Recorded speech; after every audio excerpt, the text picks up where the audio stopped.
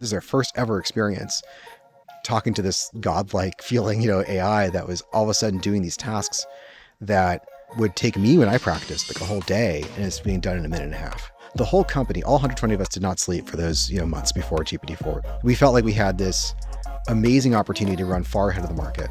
That's why you're the first man on the moon. Yeah.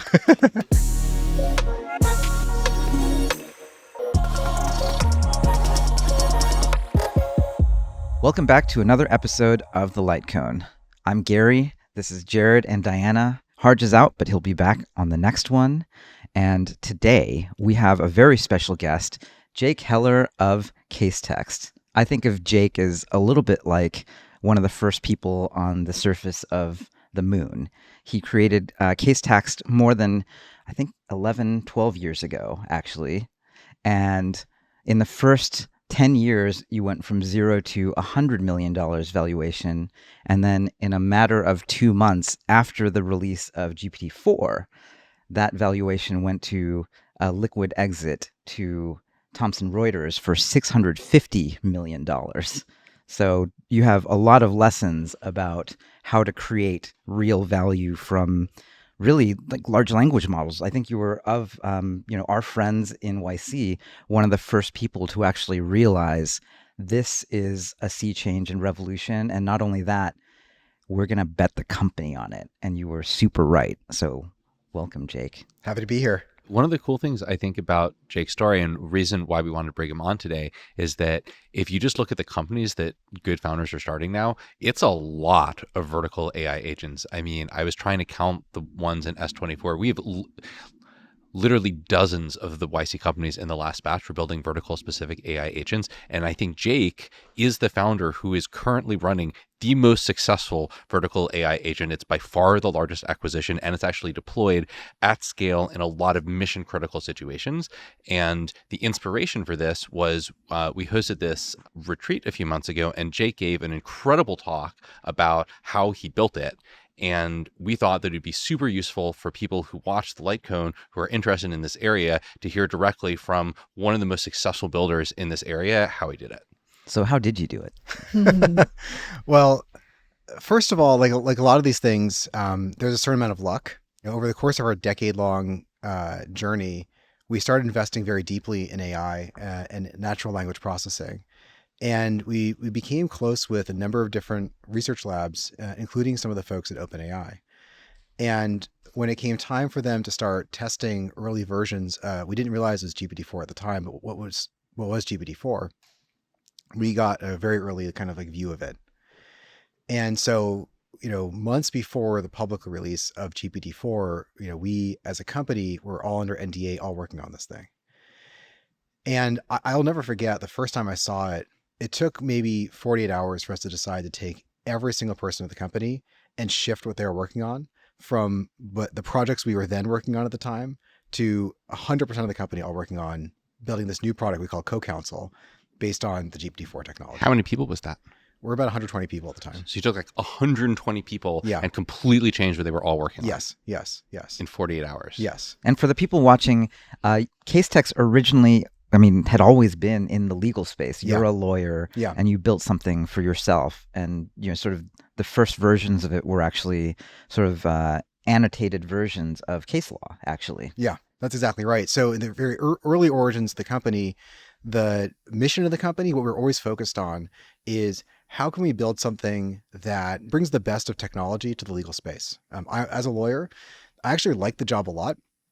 The parts of my job that I hated the most was when I had to interact with the technology that lawyers have to use regularly to get the job done. I remember thinking, and this is like 2012, when I was at a law firm, if I want to do something really trivial, I had like the new iPhone at the time. I can go on Google and find like movie times or where's the closest open Thai restaurant with vegetarian options. That was super easy.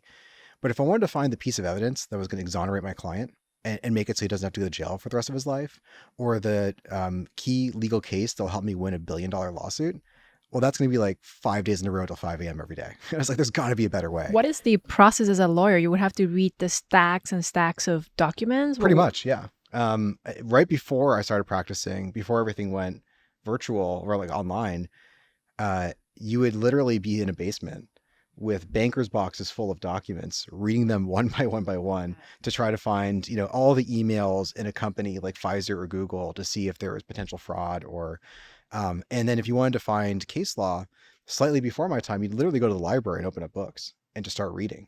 And, new products were coming out that were some of the first web-based research tools, but they were pretty clunky. It was just hard to find the relevant information. You couldn't do Control F for any of this stuff, Basically basically. not, yeah. And what was interesting about your background is you also happen to be the rare breed of having also computer science training. Mm-hmm. So this must have driven you nuts. Yeah, exactly. I mean, in the law firm, I'll never forget, I was building like browser plugins to go on top of the tools I was using just to make my like life more efficient and effective. And actually, one of the reasons I left the law firm to start a company and apply to YC was I got in trouble with the general counsel, who thought like, hey, why are you spending all your time, doing this tech stuff? And also made at the time very clear that my law firm owns all that technology. So I decided to do something different. So do you want to tell us a little bit about the first 10 years of Casetext, the sort of like long slog in the pre-LLM era? One of the lessons here, I think, that I took away from that time period is that when you start a company, you may not get the exact right, you may have like the right kind of general direction. There's a problem, you're trying to solve it, but it could take a very long time to figure out what the solution is. For us, for example, we saw that there was this kind of combined issue of like bad technology in the legal sphere, but also like this very, like a lot of lawyers use content to do things like research and understand like what the law is. And so we thought, okay, well, we can do the technology better, but how are we gonna get this content? And we spent like a couple of years trying to get, as Gary said, lawyers to annotate case law and to provide information. So it's like a UGC site, like Yeah. a user-generated Yeah, that was a content big site. focus of ours, like the kind of 1-2 punch of better technology, but also better content. We, at the time, our heroes were like Stack Overflow and Wikipedia and GitHub and other kind of open source or UGC kind of websites. And it was a total failure. Like we could not get lawyers to contribute their time and information. And I think these are just different populations. The typical Wikipedia editor has more time on their hands than they know what to do with. And so they're adding, not all, but many do. And they're adding content for free. And altruistically, lawyers bill by the hour. Their time is incredibly valuable. They're always running out of time. They had no time to kind of contribute to some UGC site. So we had to pivot. And we started investing very deeply. At the time, it was not called AI. It's just like natural language processing and machine learning. And saw that, first of all, we didn't need to create all this UGC, like to replicate some of the best benefits of what our competitors had in these big content databases. Some of it you can basically do even then at a kind of automated basis. And then also, we were starting to create these user experiences that were, a lot better than what our competitors could offer, based on then at the time what seems kind of quaint like AI stuff, like the same recommendation algorithm that powers Pandora and Spotify's like recommended music. You can use, they look at basically is how this song relates to that song. People listen to this, also listen to this and this and this, right? Similarly, we looked at, okay, cases that cite to, other cases, they all reference earlier opinions. They kind of build out this network of citations. And we found ways that we can check a lawyer's work. They'd upload their work so far and be like, well, everybody who talks about this case talks about this case too. And you missed that. So cool experiences like that. But the truth is, until the very end, until co-counsel, a lot of what we did were, relatively speaking, kind of incremental improvements on the legal workflow. And one of the things that's kind of weird about this is when there's just an incremental improvement, it's actually pretty easy to ignore. A lot of our clients, they would never say this literally, but you kind of have this impression, you walk into their room, their office, and you try to pitch them a product and you say, this is going to change everything about the way you practice. And they go, well, I make $5 million a year. I don't want nothing to change. This technology it's not, I do not want to introduce anything that has the opportunity to make my life at all worse, or potentially worse, or potentially more efficient because they bill by the hour. It was really only after, like much later, when ChatGPT came out. At the time we were privately and secretly working on GPT-4, ChatGPT came out, and all of a sudden, every lawyer in America, probably in the world, saw, oh my God, I don't know exactly how this is going to change my work, but it's going to change it very substantially. Like they could feel it. And the same, guys and gals were telling us, I make $5 million a year. Why would it change anything about my life? We're like, I make $5 million a year. This is going to change something. I need to be ahead of this. The technology itself, and we'll get into that in a second, really changed what we can build for lawyers. But also the market perceptions of what was necessary really changed as well. And for the first time in our 10 years, even before we launched Co-Counsel publicly based on GPT-4, they were calling us like, we know you work on AI. We need to get on top of this. What can you show us? What can we work on? And I think it's because the change was not incremental anymore. It was like fundamental. And all of a sudden they had to pay attention. They could not ignore it. I guess the mental model I have for you is there's this concept of the idea maze. The founder goes in the beginning of the maze and they're just like feeling around, like actually in the arena, Yeah. talking to, customers, learning like where are the walls, which path to go. Should I go left or right? Like, and then as is actually common for startup founders in the idea maze, you will actually reach a dead end. And then usually you have to pivot. Yeah. And then I think you have a very interesting story because you were sort of towards the end of maybe like one of the parts that weren't going to get you all the way to product market fit. But then LLMs drop, and then it's like the maze got shaken up. Yeah. And then you were actually much closer to product market fit than absolutely anyone else. Yeah. And so that's why it's exactly what a crazy right. time. Yeah, I think it's exactly right. That's why you're the first man on the moon. Yeah. Mhm. Yeah, I think there's certainly something to that. And the thing is, each time we progressed through that maze, it felt like maybe now we're at product market fit. We were making real revenue before we launched Co-Counsel, and we had real customers, and they said really great things about us. I keep on thinking about this article written by Mark Andreessen in like the early 2000s. I think it's called The Only Thing That Matters. And in it, he describes what it feels like to have product market fit. He lists things like your servers will go down. You can't hire support people and salespeople fast enough. You're going to eat for a year free at Bucks, the kind of famous Woodside, diner where a lot of VCs will take you. The press is, and I read that early on in my career, and I was like, okay, well, that's like hyperbolic.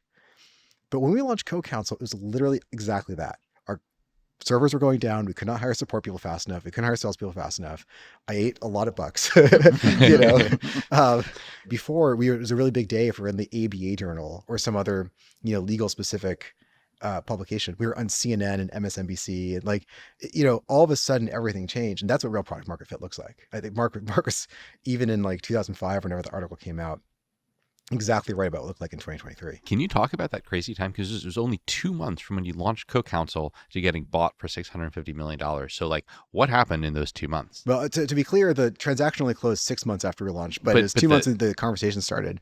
And so we started building Co-Counsel, and for just to kind of background purposes, the idea we came up with, again, 48 hours, like a weekend after seeing GPT-4 was, and it's something that is not, but kind of still sound crazy today, but it felt crazy at the time, which is this AI legal assistant, by which we mean it's almost like a new member of the firm. You can just talk to it, not unlike how you might talk to something like ChatGPT today, and give it tasks like, I need you to read these 1 million documents for me and tell me if there's any evidence of fraud happening in this company. And then within a couple of hours, it's like, I've read all the documents. Here's what the summary is, or summarize documents, or do legal research and put together a whole memo after researching hundreds or thousands of cases, answering the lawyer's initial research question. And so in that sense, it was this really powerful extension of the workforce of these law firms. That was the concept from the beginning. And we made a very early initial version of it, and we started because we couldn't, under our agreement with OpenAI, we could not be public about this product, but they did let us extend the NDA to a handful of our customers. And so we started having our customers use it. And so, for months before GPT-4 was launched publicly, we had a number of law firms, they had no idea they're using GPT-4, but they were seeing something really special, right? This is actually even before ChatGPT. So this is their first ever experience talking to this godlike feeling, AI that was all of a sudden doing these tasks that would take me, when I practiced, a whole day, and it's being done in a minute and a half. Right.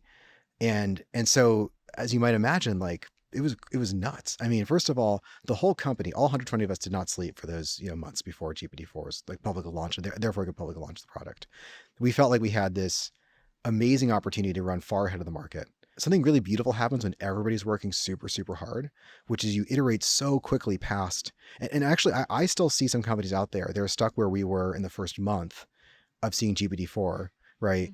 And I think it's because they're just not like as intensely focused and engaged as we were able to be during those like couple like about 6 months or so before the public launch of GPT-4. You kind of, to do this transition, you had to shake the company. You kind of went into deep founder mode Oh, yeah. because there was a lot of pushback from employees. It's like, oh, this thing was working. Why should we throw ourselves into the deep end of AI? And you Oh, have yeah. tell us about that founder mode moment for you. And so first of all, like this is especially true if you're running a business for 10 years because they've seen you wander through that maze and bump into dead ends.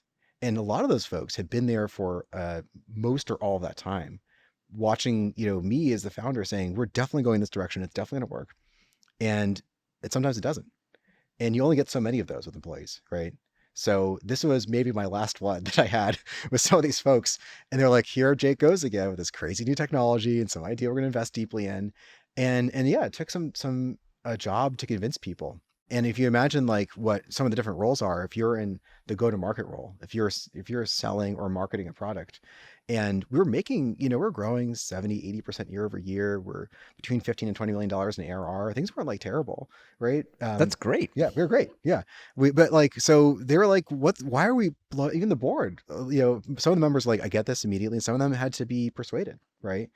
And about the founder mode moment, like one thing that really worked for me is, I led the way through example. I built the first version of it myself. Wow. Even with a 120-person company with like a whole bunch of engineers and lawyers and stuff, like before that, you like opened up your like IDE and actually built the thing yourself. Oh yeah. And part of it was, the NDA only extended at first to me and my co-founder. And that was it. That was a blessing then. Yeah, actually. exactly. It turned out to be like perfect. And even after the NDA got extended a little bit, we kept it pretty small at first for the first little bit of time. I made my mind within 48 hours, the whole company's going to do this. But we actually only told the company, I think, a week and a half after we first got access. And during that week and a half, we built the very first version, like prototype version of this. And again, I'll never forget this. The timing was just so funny. Like we saw it on like a Friday. We had it all weekend long. We're working with it. And then Monday was an executive offsite where everybody came, all my executives came, and they expected we're going to be talking about how we're going to hit our sales target for the next quarter. And it's like, guys, we're talking about none of that. We are talking about something totally different right now. Let me show you something on my laptop. So yeah, I built the first version myself, but going through that process, me and then a handful of other people, I think was really helpful. And we also brought in customers early, and that helped convince a lot of people. As soon as like a skeptical sales or marketing or whatever person, or even engineer was on the other line at end of a Zoom call, where a customer was reacting to the product in real time and giving us their honest reactions and like seeing the look on their face. And again, you have to imagine, it's almost hard to imagine that the world was like pre-ChatGPT, but some of these people were seeing that exact idea for the first time. And they were just blown away. And that really changed minds quickly. I mean, we saw people go through like existential crises live, on Zoom calls. Like, oh my God. You could see their expression change. Exactly. In all kinds of ways. It's like, what am I going to do? A lot of the very common reaction amongst the senior attorneys we showed it to was like, well, thank God I'm retiring soon. Like, I'd have to deal with this. And some of this was really driven by GPT-4 coming out. Like you had access to 3, you had access even to 2, I think. Yeah, Is we had that right? access. We were in a close relationship with a lot of the labs, but including OpenAI, and they kept on showing us stuff kind of early on in its development. And they're like, well, can you build something with this for legal? And every time we're like, no, this sucks.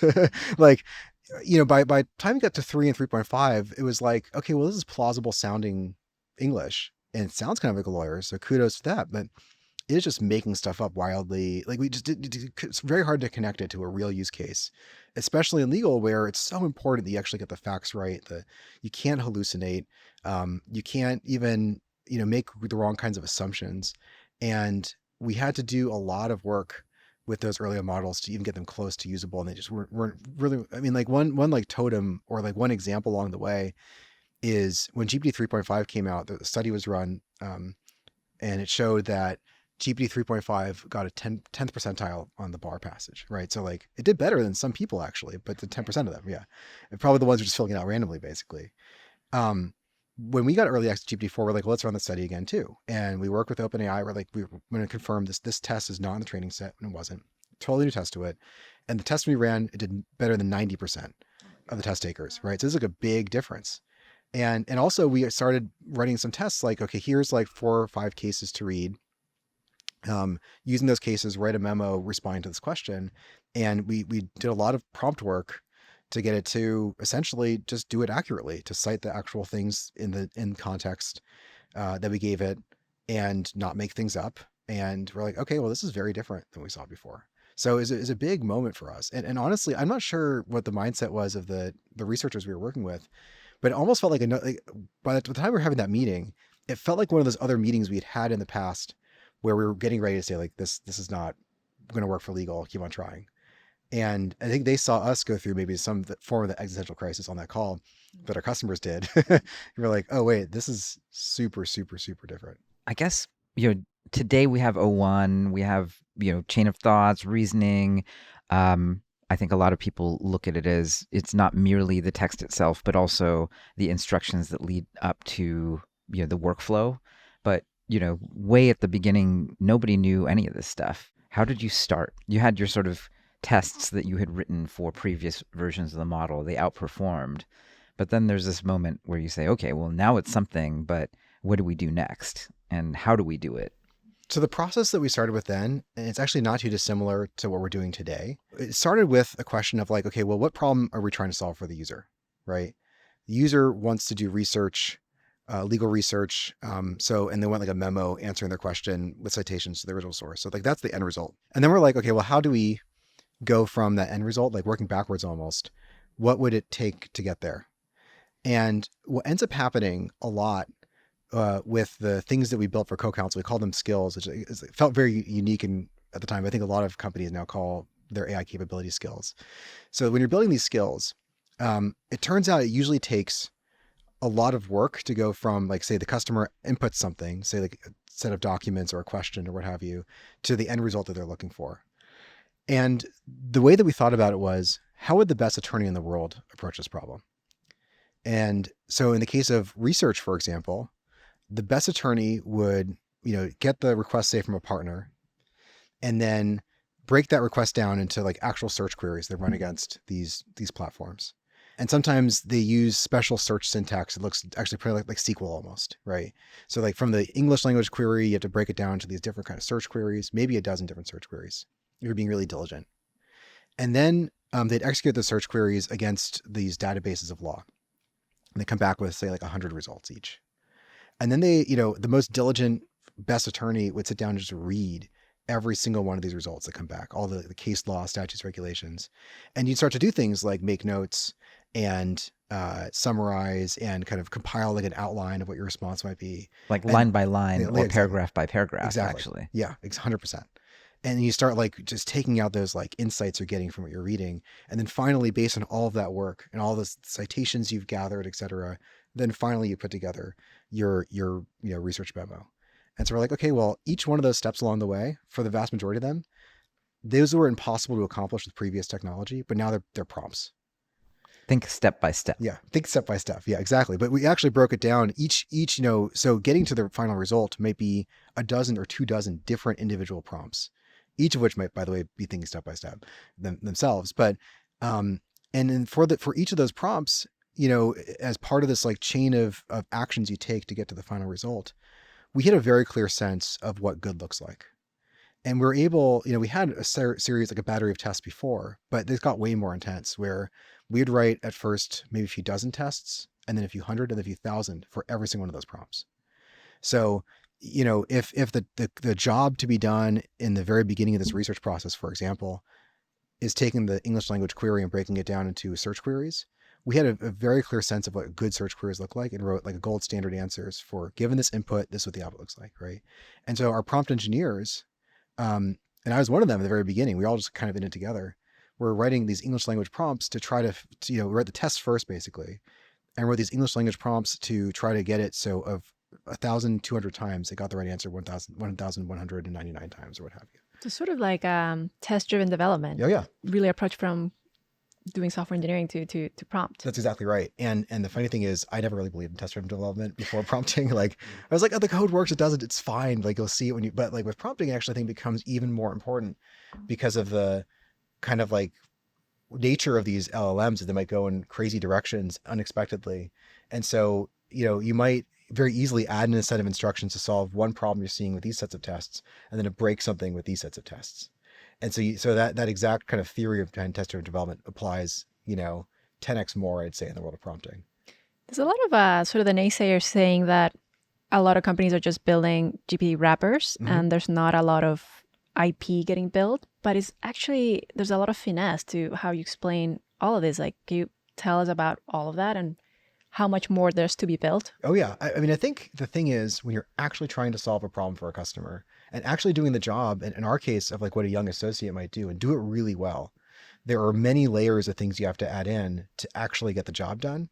And by the time you like add that all up, you're not like a GPT wrapper, you're a full application that may include, in our case, proprietary data sets like the law itself and our annotations to the law that we added automatically. It may include connections into customer databases. In our case, in legal, they have these very specific legal specific document management systems. So connecting into those is like very important. It may include something as subtle as like how well you OCR and like what OCR programs you use and how you set those up. When you're doing that task of, one of the tasks that the co-counsel does, for example, is reviewing large sets of documents. Once you start working with a lot of documents, you see like stuff like handwriting all over it, and they're like tilted in the scan. And there's this crazy thing that they do in law where they print 4 pages on 1 page to save like room. And all OCR is going to read it directly across, but actually goes, 1, 2, 3, 4. And so by the time you've dealt with like all of the edge cases, frankly, not even before you hit the large language model, like everything else up to the large language model, there might be dozens of things you built into your application to actually make it work and work well. And then you get to the prompting piece and writing out tests and very specific prompts and the strategy for how you break down, a big problem into step by step kind of thinking, and how you feed in the information, how you format that information the right way.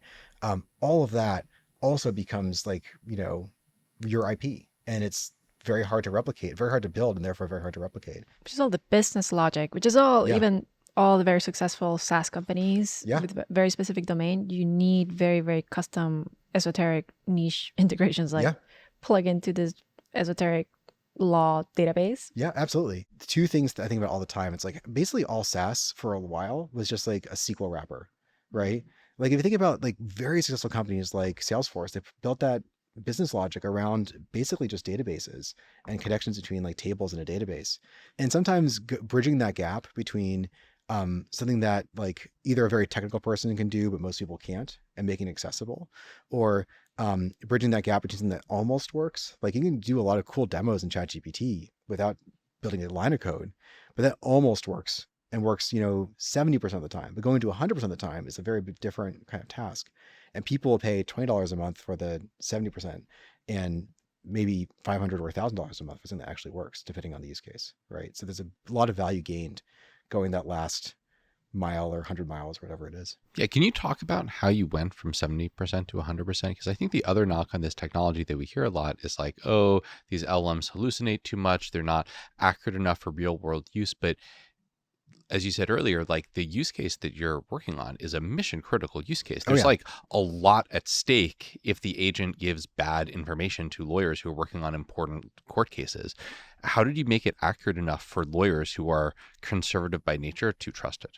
This test-driven development framework, first of all, goes a long way, because you can start seeing, patterns and why it's making a mistake. And then you add instructions against that pattern. And then sometimes it still doesn't, do the right thing. And then you kind of really ask yourself, okay, well, was I being super clear in my instructions?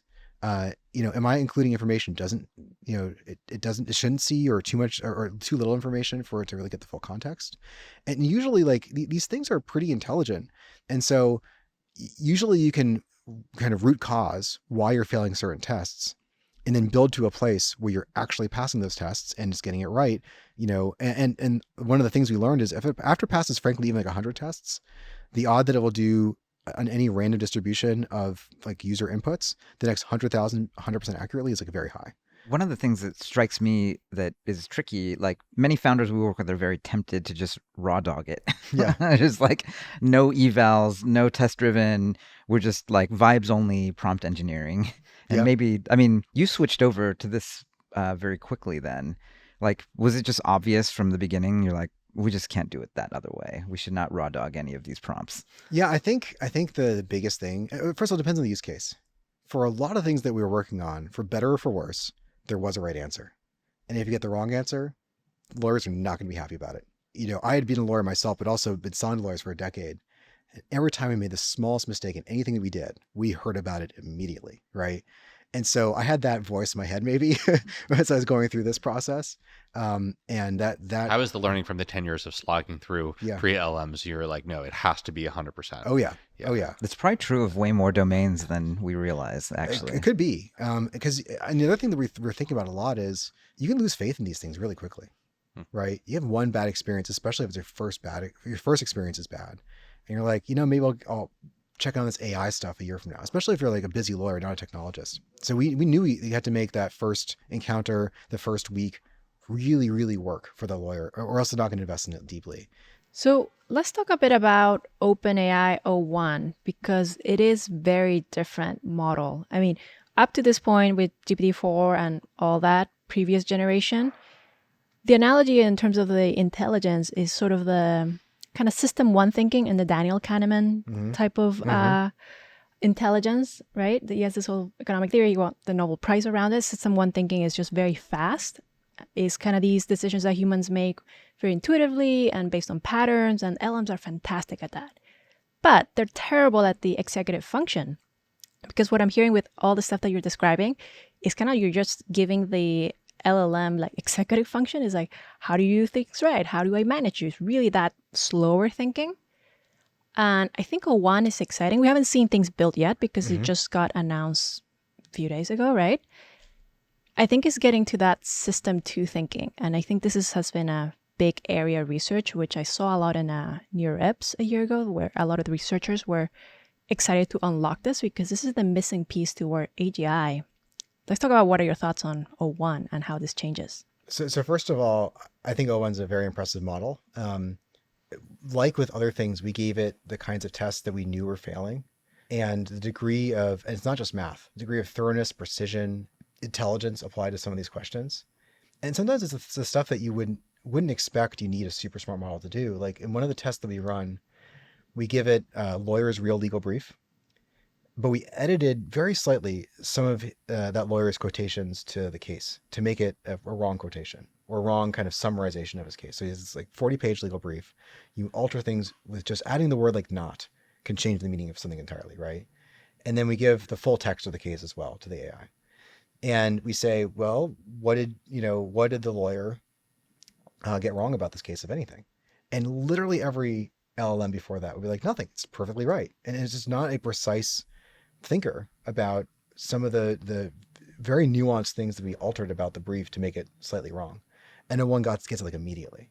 Like you said, like it thinks actually for a while. Like it sits there for a minute. You're like, is this thing on? Like, but then it starts answering, and it's like, oh well, it changed an and to a neither nor. So those are the kinds of tests that you kind of expect, even frankly, earlier AI like LLMs to be able to pass, but just could not. And all of a sudden, O1 is even doing these things that take like precise, detailed thinking. Obviously, we don't have the internals on how O1 really works. We have, this broad idea of chain of thoughts. Seemingly, we know that if OpenAI had a giant corpus of internal monologue of people thinking through doing things step by step, O1 would be even a lot better. It sort of rhymes with the thing you did to, put your first step on the moon, right? Yeah. It rhymes with break it down into, chunks where you can get to 100% accuracy instead of just throw it all in the context window and, maybe magically it will work. Yeah. Do you think that that's what's happening then? I think there's a shot that they've had, maybe change what their contractors are doing. And instead of just doing, input in, answer out, they were doing input in, how would I think about solving this problem? And then answer out. But then it's, the interesting thing is then it's kind of limited by the intelligence of the people writing those instructions. Mhm. And one of the things that we're investigating for what it's worth with O1 is, can we prompt it to tell it what to think about during its thinking process and inject, like, again, like, we've hired some of the best lawyers in the country. How would some of the best lawyers in the country think about solving this problem? And maybe, we have no conclusive evidence one way or the other yet that this dramatically improves things. It's so early, and just not enough time yet has passed. There's a chance that one of the new prompting techniques with O1 is teaching it not just like how to answer the question, what examples of good answers look like, but how to think. And I think that's another like really interesting opportunity here is injecting domain expertise or just your own intelligence. I'm just so thankful because I think you're sort of sharing the breadcrumbs, and where there are a great many other spaces where this technology is just beginning. I mean, you go to pretty much any company, people have no concept of what's just happened. Yeah. Like they actually literally still repeat all of those sort of tired tropes of, oh, you better be fine tuning, or all of these. I mean, these things are just not connected to like what we're seeing day to day with startups and founders trying to create things for users. What I'm kind of glad for is that we get to actually share this news, like this knowledge, because like even the things we talked about, hey, you should probably do evals. Like there's a lot of alpha in getting to 100%, not just 70%. These are sort of the breadcrumbs that will actually go on to create all of the billion-dollar companies, maybe thousands of them, actually. We hope so. I mean, I think that you're about to start to see a lot of other fields like law really level up when you don't have to spend millions of dollars in 6 months, literally in a basement, reading document by document by document, right? When you actually can just get past that and get just the results. And now you're thinking strategically and intelligently. And the unlock for these companies, I mean, they currently pay, again, millions of dollars in salaries for these jobs to be done. Each of them, right? So for any company to come out with an AI that can do even 80% of that, the value is like really there. And I just want to encourage people to not kind of give up based on those tropes, right? Like, oh, it hallucinates too much, it's too inaccurate, it's too whatever. For example of anything, it's like there's a path and you can do it. And there's some good news in that, the jobs aren't going to go away. They'll just be more interesting. That's what I think. Yeah. Well, with that, we're out of time. But Jake, thank you so much for being with us. Thanks for having me. See you guys next time.